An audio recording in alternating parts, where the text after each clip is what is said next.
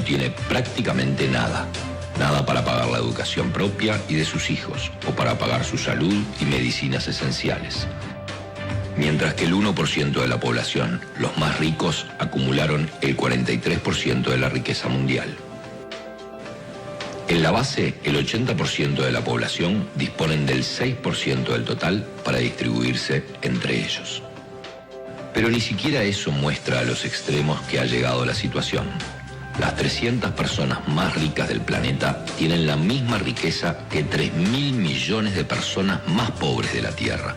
En otras palabras, un grupo de personas que caben dentro de un avión de medianas dimensiones posee más riquezas que la población entera de la India, China, Estados Unidos y Brasil, todos juntos. La diferencia se ve también geográficamente, con una diferencia siempre mayor entre las naciones más ricas y el resto del mundo. Durante la mayor parte de la historia, las cosas fueron mucho más equilibradas. Hace 200 años, las pocas naciones más ricas eran 3 veces más ricas que las naciones más pobres. Al final del colonialismo, en los años 60, eran 35 veces más ricas. Hoy, son 80 veces más ricas. Las naciones más ricas buscan compensar esta situación ofreciendo ayuda a las naciones más pobres. Cerca de 130.000 millones de dólares por año, que es una cifra importante. Entonces, ¿por qué la desigualdad continúa creciendo? Uno de los motivos es que las grandes corporaciones extraen de las naciones pobres 900.000 millones de dólares anuales basados en la especulación y la manipulación de los precios del comercio internacional. Además de esto, las naciones más pobres pagan 600.000 millones de dólares anuales por préstamos que son pagados más de una vez. Además, están los recursos que las naciones del sur pierden por normas internacionales sobre el comercio totalmente injustas impuestas por las naciones ricas, que les permiten tener acceso a nuestros recursos. Los economistas de la Universidad de Massachusetts calcularon que esto le cuesta a los países pobres otros 500.000 millones de dólares. Si se pone todo junto, resulta que todos los años fluyen 2 billones de dólares, es decir, 2 millones de dólares desde los países pobres a los países ricos. Las naciones ricas aman decir que están ayudando a los países pobres a desarrollarse. Pero ¿quién está realmente ayudando a quién? Eso hace pensar que hay cosas profundamente equivocadas en las reglas de la economía global. No puede ser justo que la riqueza de nuestro planeta se haya concentrado en un número muy reducido de personas. Este no es el mundo que queremos. Se puede y se debe luchar para... Con esa reflexión yo quiero iniciar el programa a propósito de que tengo la ventaja de contar con un amigo que es economista como es Julio Aníbal Fernández. Y he querido poner este video a propósito de un tema que dejé apenas abierto la semana pasada, la ponencia del presidente del Partido de la Liberación Dominicana, expresidente de la República, doctor Leonel Fernández, cuando habló en Berlín, en un espacio donde estas fueron las ideas centrales. La amenaza de seguir desregularizando el mercado, y las pretensiones del presidente electo de los Estados Unidos, próximo presidente a partir del 20 de enero, Donald Trump, cuando ha dicho, sí, los mercados lo vamos a seguir desregularizando y lo vamos a dejar que sigan abierto todo y rumba, y mañana gallo, como dicen aquí en República Dominicana. Con ese tema, yo quisiera empezar hoy y nos vamos a ir a una breve pausa para analizarlo junto a mi compañero Julio Aníbal Fernández. Esto porque fueron muchas las personas que me tocaron ese tema y quedaron con ese gusanillo de querer indagar más, de que se siga reflexionando más sobre el tema de la desigualdad, el tema de la financiarización. Son temas que nosotros tenemos que prestarle atención. Fíjense ustedes cómo el solo hecho de permitir regularizarse, eso hace que nuestra brecha entre pobres y ricos sea cada vez más distante, que los pobres tengan menos oportunidad de llegar a tener algo y los ricos cada vez concentradas, cada vez más sus riquezas. Quiere decir que fíjense ustedes cómo a través de los años los países ricos se multiplican, son 80 veces más ricos que el resto de los países, y comparativamente, si se pone a ver el tiempo que ha pasado a lo largo de la historia, es cada vez mayor, y eso significa que justamente esos poderosos son los que dominan y determinan las políticas y dominan el mundo en sentido general. Son a ellos a quienes se les ha permitido real y efectivamente poner las reglas de juego. Y cuando llegan presidentes como por ejemplo Donald Trump, que viene del mundo empresarial, no es casualidad que esta sea una de las posiciones de este señor. Ese será el tema central del día de hoy, además de otros temas que tenemos en carpeta. Nos vamos a una breve pausa y retornamos en unos instantes.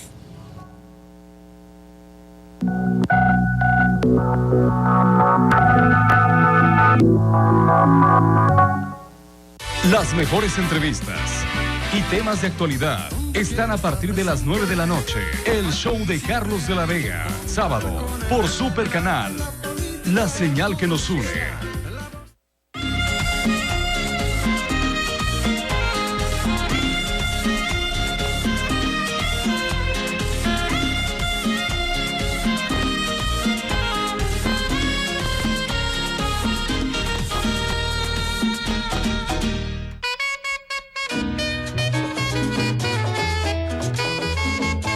Esta fantástica obra es el símbolo de identidad de Santiago de los Caballeros. Frente al monumento a los héroes de la Restauración, la estatua ecuestre del general Gregorio Luperón nos recuerda la conquista de nuestra libertad.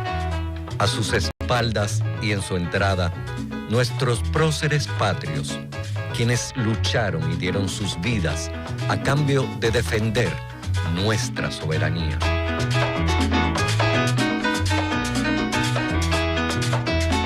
En su interior, sus columnas de estilo jónico y sus cornisas de artesón sostienen el techo que cobija las figuras de notables pensadores de la sociedad que jugaron un papel importante en nuestra guerra restauradora. Con 365 escalones desde su base, los niveles superiores representan momentos dramáticos de nuestra historia, así como una colección de murales del pintor español José Vela Zanetti, quien en los trazos de sus pinceles dejó plasmadas las estampas de nuestro pueblo.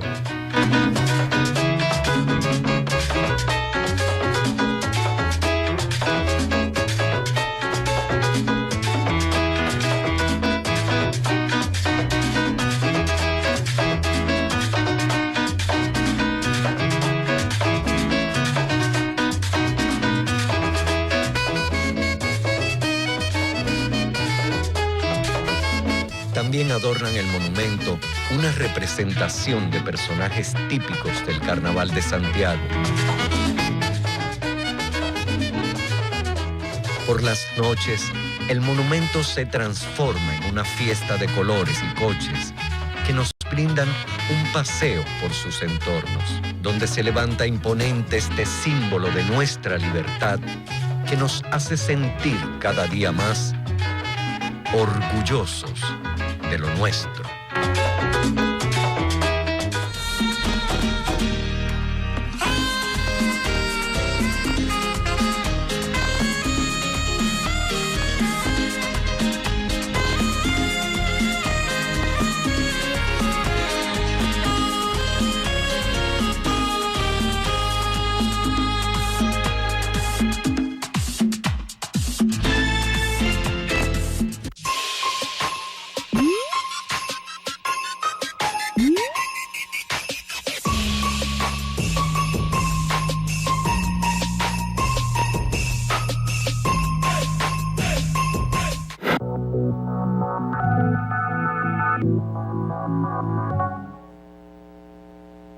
Bueno, Julio, pues de inmediato te doy las buenas noches y la bienvenida, querido compañero, ¿cómo estás? Gracias, Liz, y contento de estar de nuevo contigo y mirando la importancia y la actualidad de ese reportaje que tú pasaste.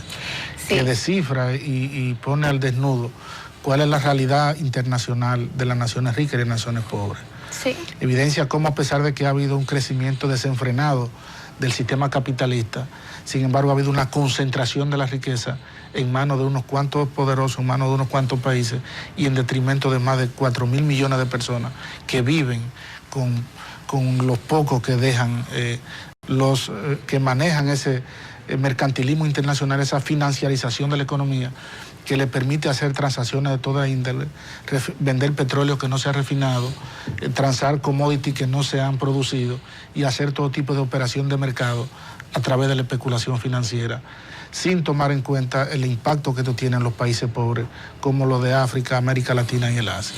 Y ahí, en este video, Julio, hay muchas cosas que yo quiero ir desmenuzando, tomando por pedacitos para que la gente las vaya entendiendo.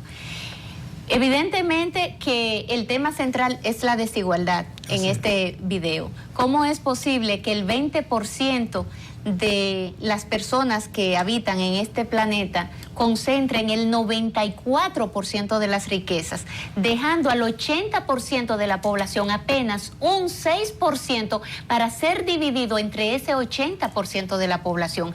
Algo, la verdad que hasta aberrante, espeluznante, espantoso, no sé qué palabra usar. Y por ahí quisiera empezar, por la hipocresía. Esa es la palabra, la hipocresía de los países más ricos, cuando dicen que ellos destinan unos 130.000 millones de dólares para ayudar a esos países pobres, pero a la larga no es verdad. ¿Quién es que ayuda a quién? Bueno, son los países pobres quienes tienen que sacar lo poco que tienen para seguir nutriendo esa apetencia insaciable de parte de esos grupos ricos, y tener que darle cientos de miles de millones de dólares multiplicados varias veces, esos 130.000 millones de dólares, para devolvérselo a ellos. Sí, esa cifra, Lindsay, pone en evidencia la voracidad y lo insaciable que son los capitalistas, los detentadores de alta suma de capital. Y si no hay una intervención del Estado para que haya una cierta equidad, pues ellos no, por sí solos no van a actuar de manera que puedan generar equidad social, ni que pueda haber una redistribución de la riqueza en términos equitativos entre todos los ciudadanos. Es decir, tienen una voracidad económica, tienen una codicia desenfrenada, y si no hay una intervención de parte del Estado que ponga límite a esa voracidad desenfrenada, no hay posibilidad de que haya una redistribución de la riqueza. De ahí que lo que plantea Donald Trump es que no haya una intervención del Estado, que los órganos reguladores de capital no intervengan para que esos capitales puedan moverse de manera especulativa con todo tipo de facilidad a nivel mundial. Y eso no trae equidad, no trae justa redistribución de la riqueza, sino lo que hace es profundizar más las desigualdades. Pienso que Donald Trump no podrá aplicar esta política de liberalismo exagerado, porque esto fue lo que fracasó. Fue la política que trató de aplicar en la Reserva Federal Alan Greenspan, presidente de la Reserva Federal Americana por más de 18 años, y al final tuvo que renunciar en la crisis del 2008 porque la desregularización de los mercados permitió que esto cayera en manos de la codicia y la voracidad de los capitalistas, y fue lo que provocó la crisis del año 2008. Aunque sea una propuesta económica del presidente Trump, yo creo que ya los organismos internacionales, el propio mercado internacional, la responsabilidad social corporativa que deben asumir las empresas, no le va a facilitar a Donald Trump que pueda establecer un sistema que sea neoliberal en el sentido puro y duro, como lo aplicaron Margaret Thatcher y Ronald Reagan en Estados Unidos, porque fue un sistema que colapsó. La desregulación del mercado financiero, la desregulación del mercado inmobiliario, la desregulación de los mercados de valores fue lo que trajo como consecuencia la crisis del año 2008-2009, que sumió en la depresión económica a los principales bancos norteamericanos y a las principales instituciones financieras europeas. Y es necesario, a partir de ahí, que el Estado intervenga, y que el Estado intervenga para poner reglas, para poner control al movimiento de capitales. Porque tal como pudimos apreciar en ese video que tú presentaste, hay una transferencia de recursos de 130.000 millones de dólares hacia los países pobres del tercer mundo. Sin embargo, estos países retornan 200.000 millones de dólares, que equivale un poco más de 70.000 millones por encima de lo que reciben como transferencia por concepto de ayuda. Una evidencia de que aún después de la desaparición del colonialismo, la liberación de los mercados no es más que una nueva neocolonización en los países, porque le permite a estos detentadores de capitales seguir exprimiendo, seguir sustrayendo altas sumas de capitales de los intereses, de las comisiones y de la especulación que hacen en la economía de los países del tercer mundo. Sin embargo, Julio, son mis aprensiones. Si tú te pones a ver los nombramientos que viene haciendo Donald Trump, es como para tú empezar a preocuparte.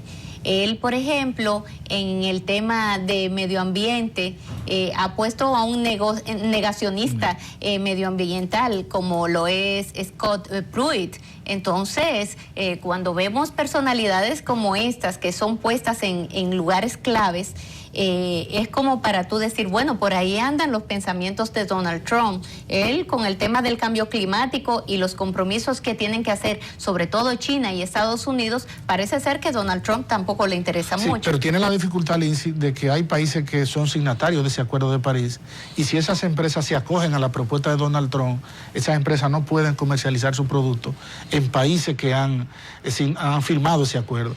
Entonces, Donald Trump aplicará políticas públicas que entrarán en contradicción con lo que son las políticas de responsabilidad social corporativa que ya han asumido la mayoría de esas empresas norteamericanas, que sí tienen conciencia de la importancia de la preservación del medio ambiente y la necesidad de que Estados Unidos disminuya la emisión de los gases a efecto de ser, que constituye el principal emisor de esos gases. En Estados Unidos es el país que representa el 25% de la polución a nivel internacional. Y es por eso que es importante que se apliquen políticas públicas, pero la política pública que él pueda implementar tiene un efecto reducido, porque ya esas empresas, si no lo hacen, entonces no podrán comercializar en aquellos países que son signatarios ya del Acuerdo de París, firmado en el año 2015.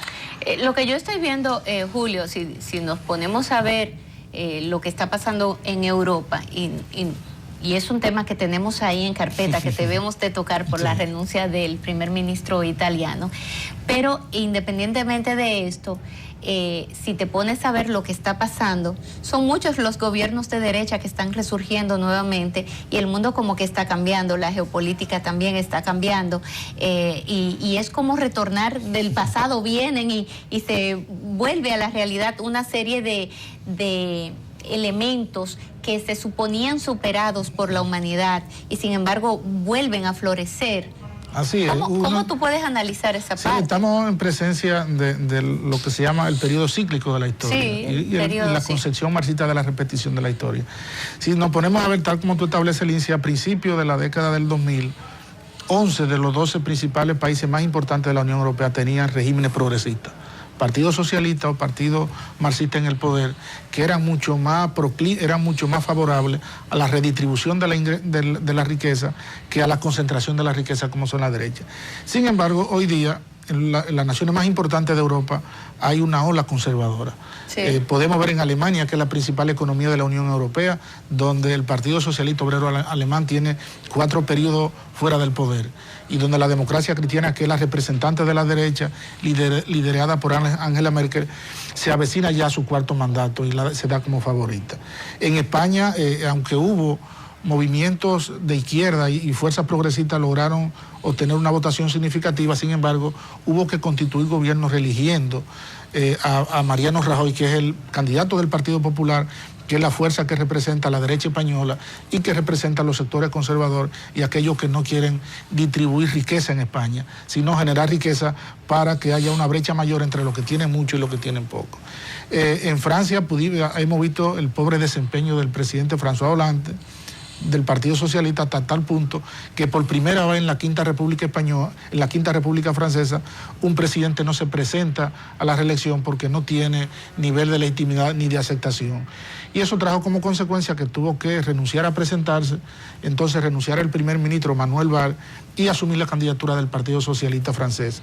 En Alemania, en Italia pudimos ver, y es quizá un poco lo más lamentable, que una persona con una visión moderna, con vocación democrática, como Matteo Renzi, somete un referéndum para modernizar la vida institucional italiana que un poco caotiza el sistema político parlamentario que tiene, y sin embargo en el referendo pierde ampliamente y por un asunto de responsabilidad política y de legitimidad política renuncia a ser primer ministro de Italia. Pero también en Inglaterra, que es la segunda economía de la Unión Europea, donde el Brexit ganó el referéndum, obligando un poco o provocando que Inglaterra, que es una de las economías más pujantes de la Unión Europea, tenga que replegarse en un periodo, si se parece como antihistórico, porque sí, es el periodo de la globalización, de la firma de tratados internacionales, y donde el capitalismo lo que necesita es mercado para ampliar sus operaciones. Sin embargo, esta nación se retrotrae y se repliega sobre su frontera por una vaga conservadora que hay en el seno de la sociedad. Por eso digo que lo que está pasando a nivel mundial hay que prestarle mucha atención, y a esas declaraciones y esas advertencias que viene haciendo el doctor Leonel Fernández, junto con este video que ustedes pudieron ver hace un momentito, es para que ustedes vean cómo las cosas se han ido, o cómo el problema de la brecha entre pobres y ricos se ha ido agudizando, se ha ido ampliando cada vez más, y todo lo otro ha sido una fantasía, todo lo otro ha sido una gran mentira, porque por ejemplo, aquí en República Dominicana, cierto que quizás estamos mejor que hace 50 años, por así decirlo, pero en términos generales, como viene creciendo la economía en República Dominicana, es como para que a estas alturas de juego en República Dominicana no hayan tantos pobres, o sea, no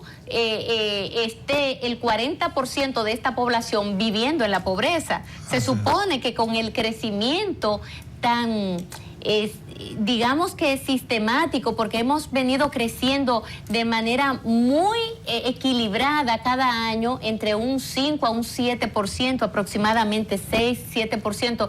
Este año, por ejemplo, vamos a terminar cercano al 7% de crecimiento. Sin embargo, la gente no lo percibe, la gente no lo siente. Y esto tiene que ver justamente con un crecimiento desigual, con una concentración de las riquezas en manos de unas cuantas familias, en el caso de la República Dominicana, y en los demás, bien, gracias, todo sigue igual. Eso se traduce, Lindsay, en que el Estado no tiene los recursos necesarios para estar a la vanguardia en temas tan neurálgicos como la salud y la educación.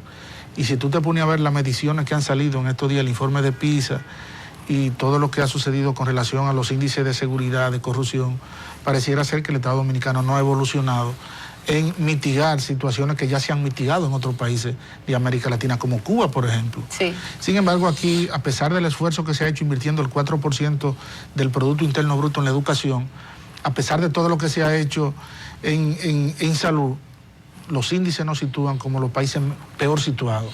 Estamos peor situados también en embarazo en adolescentes, sí, lo que indica que no ha habido una política de protección de la familia ni de reivindicación de los valores. En inseguridad, en corrupción seguimos ocupando niveles vergonzantes. Es una consecuencia de que no se han aplicado o no ha habido los recursos para aplicar política pública efectiva en estos sectores que son neurálgicos para la calidad de vida de la ciudadanía. Y ese es un tema que vamos a tratar luego de la pausa en las evaluaciones de PISA, porque es la primera vez que República Dominicana decide participar en estas evaluaciones que se hacen cada año. Pero antes de esto, yo quiero detenerme en una parte del video, Julio, donde también hablaba del tema del endeudamiento, cómo los países pobres pagan muchas veces lo que cogen prestado. O sea, cuando tú vienes, eso es como usted cuando toma un préstamo a un prestamista. Esos préstamos usted lo paga, usted se coge 100 pesos prestados, pero al final usted termina pagando 200, a veces más de 200 pesos por los 100 pesos que cogió prestado, o 160, 180, depende con la celeridad con que usted pague ese préstamo. Mientras más tiempo dure, más intereses, y cuando viene a ver usted, paga el doble, el triple de lo que ha tomado prestado. Esa es la suerte que corremos nosotros aquí en República Dominicana y me gustaría que esa parte también la pudiéramos abordar. Sí, es lo que plantea el economista francés Thomas Piketty en una obra recientemente publicada, El capitalismo en el siglo XXI, que demuestra cómo durante 300 años ha habido un crecimiento exorbitante del capital, sin embargo no ha habido un crecimiento, una disminución de las desigualdades. No ha habido una disminución de la desigualdad en esa misma proporción. E, irónicamente, ha descubierto Piketty que ha sido necesario 2 acontecimientos para que haya podido haber redistribución de los ingresos públicos. La Primera Guerra Mundial y la Segunda Guerra Mundial. Como si el ser humano estuviera destinado a que sea por la vía trágica que pueda producir lo que son la disminución de las desigualdades. Piketty plantea que sería provechoso para los países establecer un impuesto a la circulación de capital. Pudimos ver cómo desde los países deudores hacia los países prestatarios circula un volumen, una masa monetaria de 900.000 millones de dólares. Si a esos 900.000 millones de dólares por lo menos se le pusiera un 2% o un 3%, son recursos que captarían los estados que destinan esos recursos a pago de los países ricos para invertirlo en la disminución, en la mejoría de la educación, en la disminución de lo que son las enfermedades en esos países, Lindsay. Yo creo que es una medida acertada que se proponga un impuesto de capital, esa circulación de capital, por el monto que eso representa y por donde eso va a engrosar. Eso no va a disminuir desigualdades ni a producir redistribución de la riqueza pública, sino a aumentar las desigualdades y a seguir aumentando el poderío de todo aquellos que poseen la mayor riqueza del mundo. Y es lo lamentable, ¿verdad? Lo peor de todo esto es que esta es nuestra realidad y pocas esperanzas hay de que ese panorama pueda cambiar, por lo menos a mediano plazo. No existen posibilidades, viendo cómo se van recomponiendo nuevamente las fichas en el orden político. El próximo año, varios países de Europa, de los más poderosos, tienen elecciones, entre ellos Alemania y Francia, que tienen elecciones. Y el propio Italia tiene elecciones el año próximo también. Entonces, estamos hablando de los países más ricos de la Europa, que también tendrá elecciones. ¿Y cómo depende, Julio, tanto los países de la política? Una cosa va tan de la mano de la otra. Sí, hay una relación científica entre la política y la economía. Si la economía va bien, lógicamente la política va bien.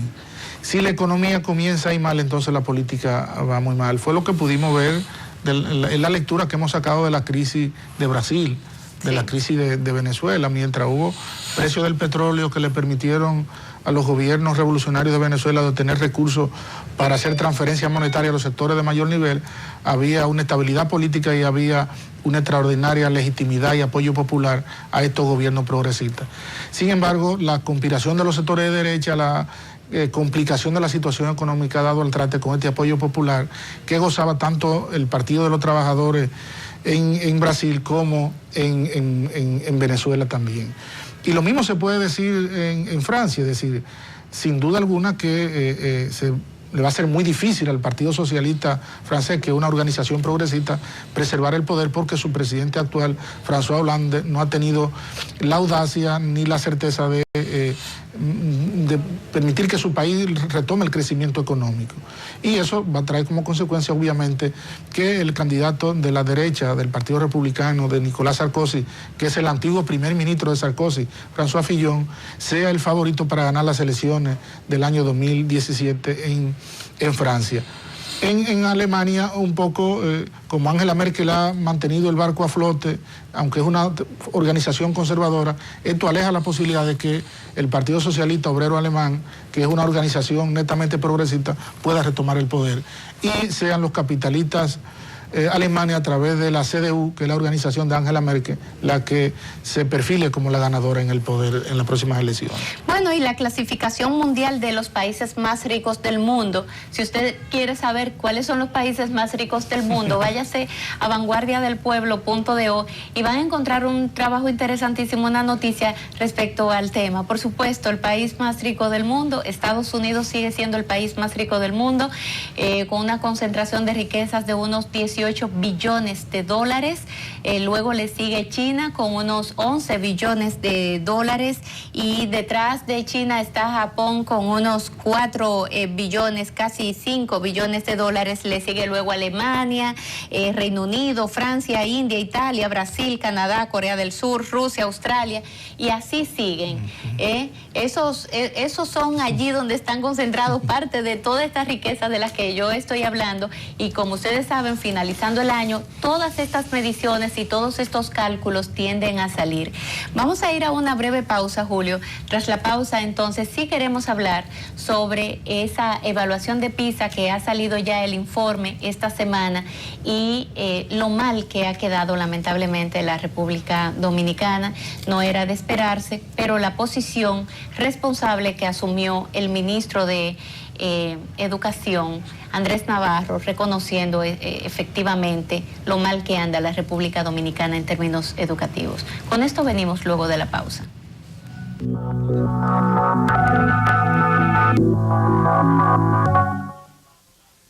Música, invitados especiales y la mejor diversión la vas a tener en Jerónimo Show por Super Canal, la señal que nos une.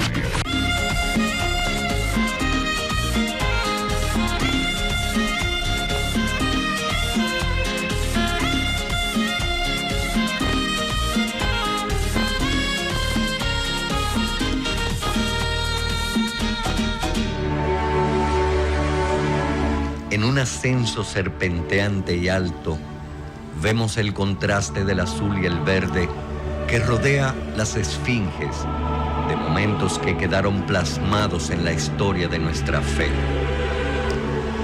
Un ascenso que nos lleva al origen de nuestra cristiandad. Allí, el almirante Cristóbal Colón plantó la primera cruz.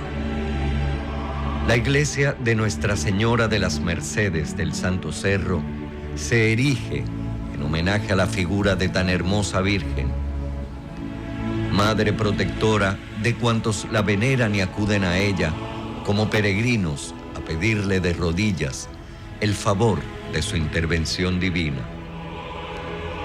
Esta obra arquitectónica fue levantada en 1880. En su interior posee un techo abovedado con ventanales en cristal de estilo gótico. El altar mayor, rodeado de ángeles, arcángeles, serafines y querubines, adornan con trompetas y flores a la Virgen de las Mercedes.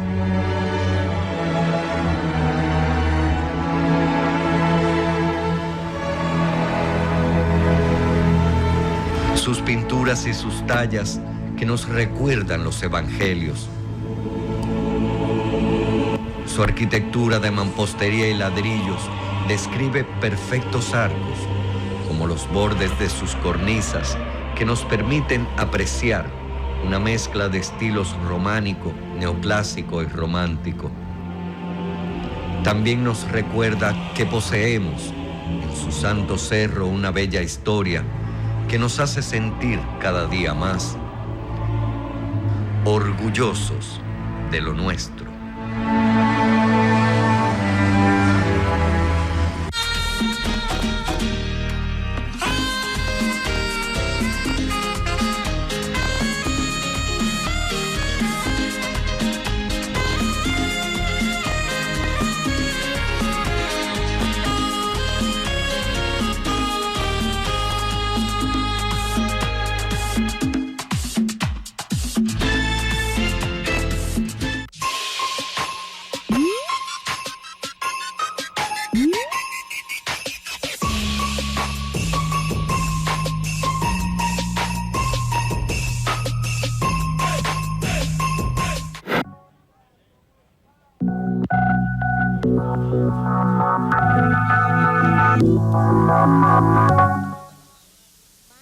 Bueno, Julio, pues a grosso modo, el informe de PISA, ¿qué te pareció? ¿Cuál fue tu reacción? Y ya te contaré la mía. Bueno, mira, Lindsay, la verdad es que uno reacciona un poco apresurado, con mucha pena, con mucha extrañeza, de que República Dominicana continúe en uno de los últimos lugares en la calidad de la educación, a pesar de... En el último lugar. En el último lugar.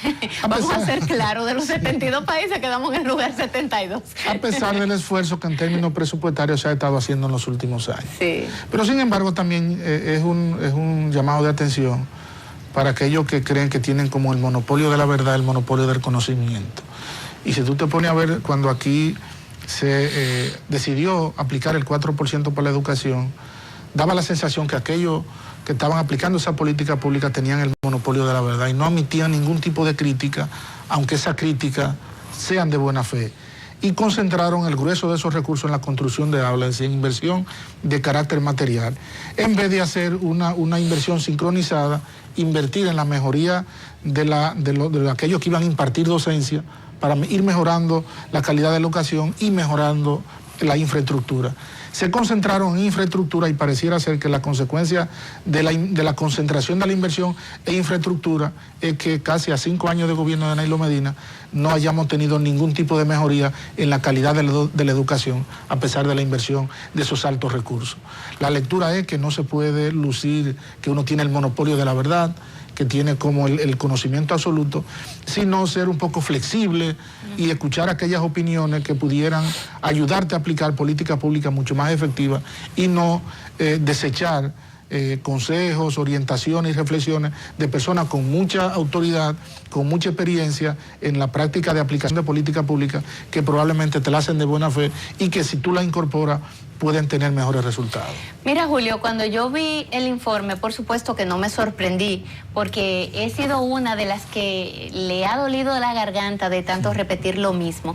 Pero cuando vi el informe, solamente dije cuánta razón tenía Leonel Fernández.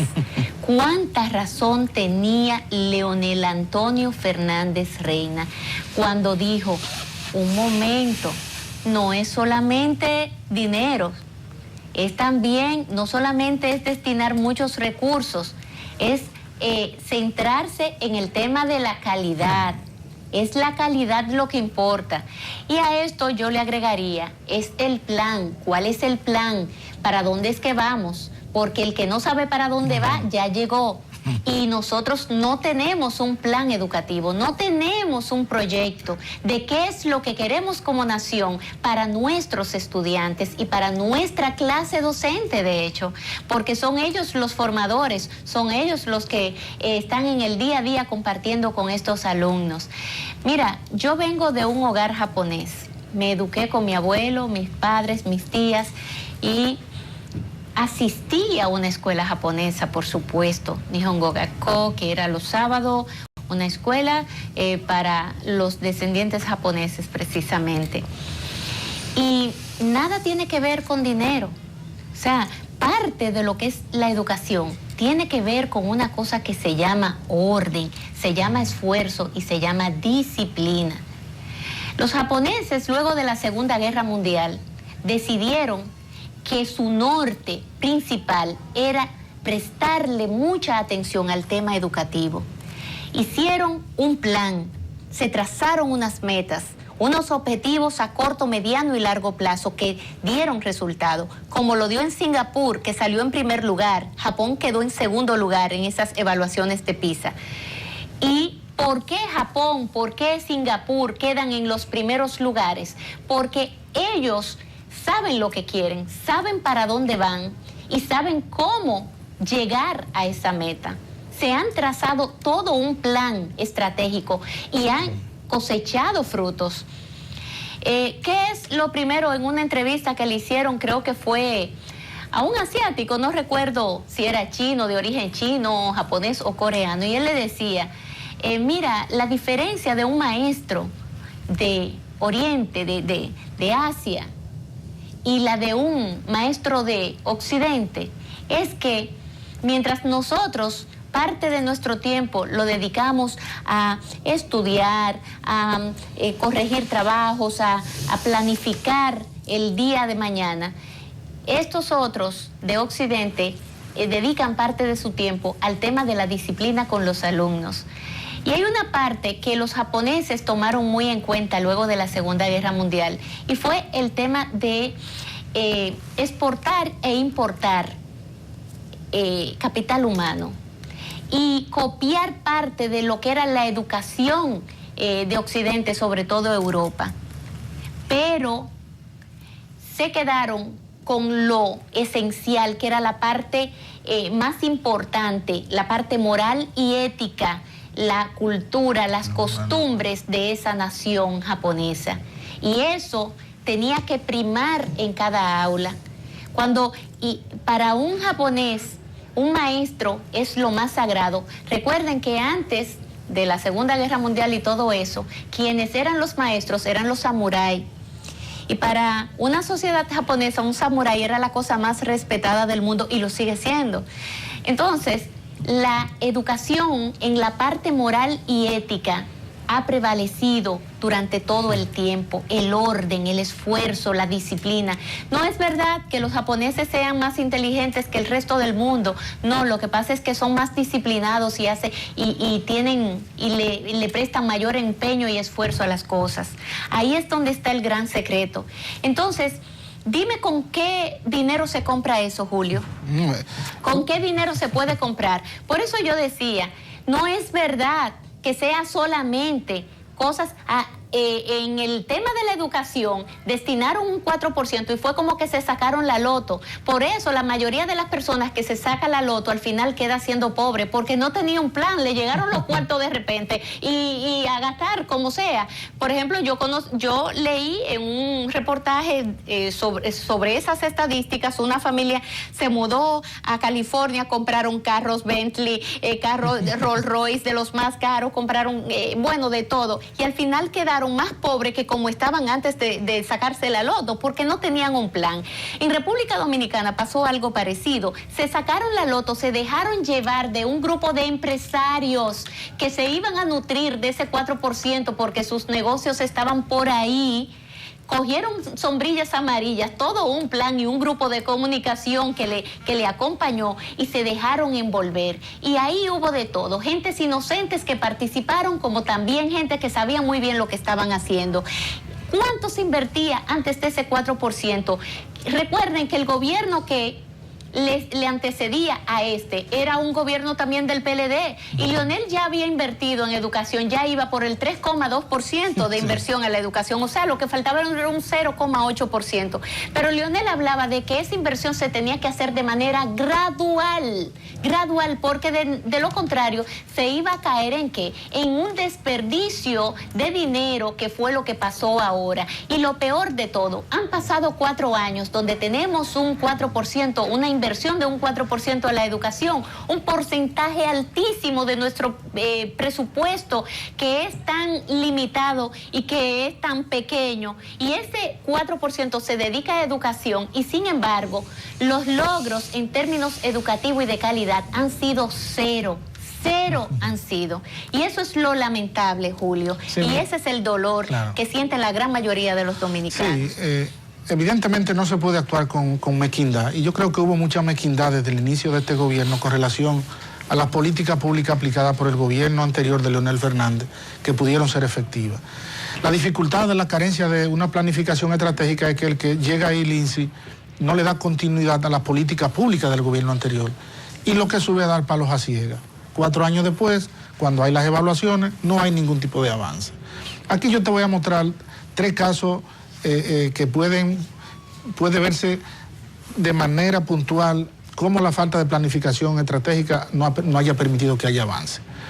Aquí se elaboró desde los gobiernos del presidente Fernández un programa de la construcción de centros tecnológicos comunitarios a nivel nacional, sí, en los 155 municipios, con la idea de reducir brecha digital y de dar cierta capacitación a los niños. Yo recuerdo la primera dama en ese momento, Margarita Cedeño de Fernández, que era la que estaba al frente. Sin embargo, siendo inversión que tiene una vinculación directa con la educación, este gobierno no ha destinado los recursos suficientes para que se terminen de construir más de 25 o 30 centros tecnológicos comunitarios que se comenzaron en el anterior gobierno y que están a medio construir. Dios mío. Ahí está, sí, es una manera mezquina y no dar continuidad política pública que son efectivas en la reducción de brecha digital y en la creación de oportunidades para que los niños, para que los jóvenes que ni trabajan ni estudian y que son parte de los hogares en situación de vulnerabilidad puedan aprender un oficio y puedan ir al mercado. Pero ahí tú tienes lo de seguridad. Durante los 5 años del presidente Medina no ha habido un plan estratégico en el Ministerio de Interior. Es cierto. Y los logros los objetivos que se lograron en la aplicación del plan estratégico durante la gestión de 5 años del doctor Almeida retrocedieron. Y sin embargo, ¿cuál es la consecuencia? Que hoy en día República Dominicana es uno de los países con mayor niveles de inseguridad, y el problema de la inseguridad es el problema que más preocupa a la familia dominicana. Y tenemos también el tema de la educación. Aquí se hicieron inversiones importantes, cuantiosas en el tema de la educación. Tú vas de la salud, digo, Lindsay. Tú vas a la ciudad sanitaria que está en la avenida Charles de Gaulle y tú ves cómo esos hospitales donde van los pobres del país tienen todo tipo de equipo y todo tipo de condiciones físicas para que los pobres sean atendidos. Sin embargo, se construyó otra ciudad sanitaria en la parte norte de la capital y se han dejado hospitales a medio construir que tienen 5 años sin que se le pegue un lote. En materia de educación, de salud y de seguridad, que son cuestiones públicas que atañen a toda la ciudadanía, los resultados han sido pésimos porque primero, tal como tú estableces, no se le dio continuidad a una planificación estratégica, se actuó con mezquindad y como por de consecuencia, lo que se han estado dando palos a ciegas y la inversión, por cuantiosa que haya sido, no ha tenido el impacto ni la efectividad que la ciudadanía espera. Y no lo dice la oposición, no lo dice Leonel Fernández, ni los partidarios de Leonel Fernández, lo dicen las mediciones internacionales que se hacen en la República Dominicana en cada uno de esos subsectores. Y sobre todo en esa evaluación, que ahí no es verdad que ningún país puede comprar nada, porque hay muchas de estas empresas que se dedican u organismos internacionales que se dedican a medir economía y cosas, que usted le da unos cuartos por abajo y ellos te ponen a ti como el primer país, el más bonito y el más chulo del mundo. Ahora, eso es engañarnos. A mí lo que me gustó sobre esta evaluación donde quedamos en el último lugar, y no era para menos, en el último, nosotros quedamos atrás del último, como dicen aquí, atrás del último, así quedamos nosotros. ¿Qué hizo Andrés Navarro? Él reconoció y él dijo, ciertamente nosotros andamos muy mal en educación. Sí. Y qué bueno que lo haya reconocido el ministro de Educación. Ahora, la pregunta que yo hago, sí, lo reconocieron, ¿y ahora qué? ¿Cuál es el plan? ¿Para dónde es que vamos? ¿Y cómo lo vamos a hacer? Yo siempre he abogado porque ya no se pierda más tiempo, y lo he reclamado y lo he dicho por los distintos programas en los que participo. ¿Qué es lo que hay que hacer? Llamar a las fuerzas vivas de esta nación, llamar a los que están al tanto y saben del tema, los que manejan el tema, que aquí hay hombres y mujeres brillantes que pueden hacer grandes aportes a la educación. Y si tenemos que importar 2 o 3 talentos, también que se importen con el propósito de crear un plan estratégico de educación a 20 o 30 años, no menos de ahí, no menos. Las grandes naciones, las naciones organizadas se planifican a 20, 30, 40 años. Nosotros también lo tenemos que hacer. Y yo creo que ahí es donde ha radicado el problema, en que como no sabemos, como no tenemos un plan, todo el mundo hace lo que se les pegue en gana. En Japón, por ejemplo, los libros lo determina el gobierno, el Estado, y a las pocas escuelas privadas que tiene Japón, a eso ellos le mandan gratuito esos libros. No es de que ellos van a negociar, no, esos son los libros que ustedes van a usar y esos son los que van. No como aquí, que todos los años cambiamos un libro y que los colegios cambian y hacen lo que le da la gana y con eso tienen un negocio aberrante. No, por eso es que digo que se tienen que sentar los que saben del tema, que tenemos talentos de más, gentes comprometidas con este pueblo, que están ansiosos por querer ayudar, pero que simple y llanamente quien debe de dar la orden, quien debe de trazar la línea, el punto de partida es el Estado, es el gobierno, definitivamente, Julio. Pero actuando con mezquindad y con sectarismo, Lindsay, no se puede incorporar ese capital humano, ese know-how que ya tenemos en materia de educación. Tú tienes una antigua ministra con una experiencia extraordinaria, una persona comprometida social y políticamente, como Josefina Pimentel, que no se le ha tomado en cuenta su experiencia para planificación de política pública en materia de educación. Coincido contigo en la sensatez, en la humildad con que el ministro ha asumido esta cifra y no ha salido de manera altanera, como ni dando la sensación otra cosa, de la tranquilidad del conocimiento, como lo definía Carlos Marx, aquella persona que da la sensación que tienen el monopolio de la verdad absoluta, y ha actuado reconociendo y diciendo que hay que analizar bien todos esos insumos para entonces articular política pública, una planificación estratégica que permita planificar un horizonte hacia mediano y corto plazo, hacia dónde va la educación de la República Dominicana. Julio, porque de lo demás sería seguir malgastando recursos. Lamentablemente el tiempo se nos fue y no hablamos de muchos temas como por ejemplo la renuncia de Renzi, pero ya eso es una realidad. Se aprobó el presupuesto y tras la aprobación del presupuesto Renzi renunció. Y la destitución de Kiki Antún del Partido Reformista. También. Donde muchos sectores acusan que la mano larga del gobierno ha llegado hasta allá, pero eso lo veremos en el transcurso de los días. Gracias, Julio, por tu compañía, como siempre, agradable. Y a ustedes, amigos, también, gracias por el favor de seguirnos cada fin de semana. Feliz noche.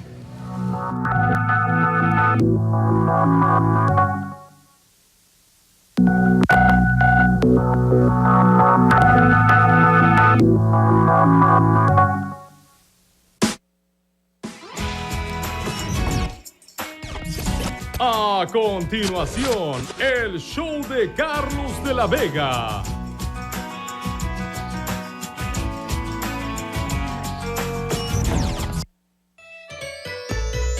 En diciembre llega Navilandia, parque de diversiones y atracciones para toda la familia. Juegos inflables y mecánicos, carros eléctricos, cine 3D, videos, juegos, presentaciones artísticas y muchas atracciones más para toda la familia. Navilandia, del 15 de diciembre al 9 de enero, en la avenida Luperón, antiguo aeropuerto de Herrera. Más información al 849-358-0204. Invita Mercaeventos. Ven, no dejes que te lo cuenten. Allá nos vemos. ¡Feliz Navidad! Los mejores temas de actualidad y donde tu voz es escuchada. En Tu País al Día, con Laura Caminero, a través de Super Canal, la señal que nos une.